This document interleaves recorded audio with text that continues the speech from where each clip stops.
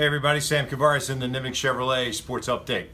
So the Jaguars fall to the Jets this past week in overtime, and at least they all admitted on Monday when they got back here, look, the loss is on us.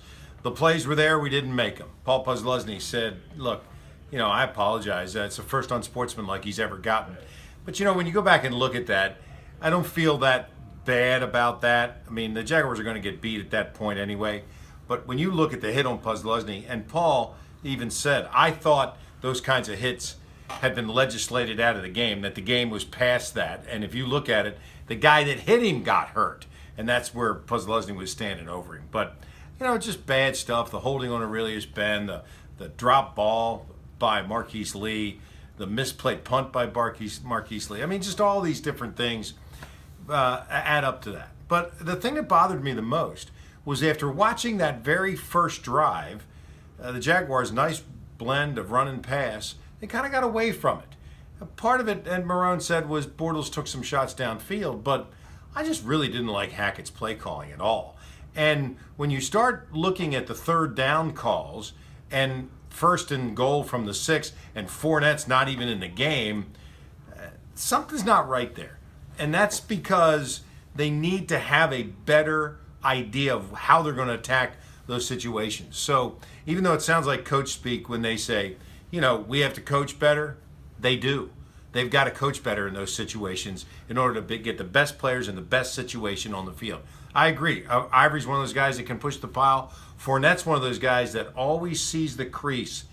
He never has to look for it. He feels it, something, and that's what makes him a great running back. He should be in the game. Against Pittsburgh this week on the road, and then the Rams at home, 2-2 you probably would have taken at the beginning of the year after seeing what you saw in the preseason. But at this point, you really were thinking 3-1, and going to Pittsburgh is never any kind of picnic. Except I will say, Ben Roethlisberger's going to be right there. It's not like he's going anywhere. He's going to be right there. So the Jaguars' defense will certainly know how to attack that.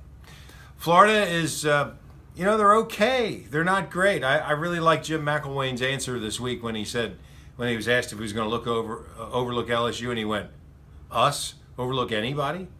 I really disagreed with what he was doing with Felipe Franks. You don't wish anything on anybody bad, but now that Del Rio is gone for the year, Franks is the quarterback, and that's the way it should be. You live and die with this guy and find out if he's going to be your quarterback for the next few years. I do think he can be that. Boy, what a tremendous physical specimen he is.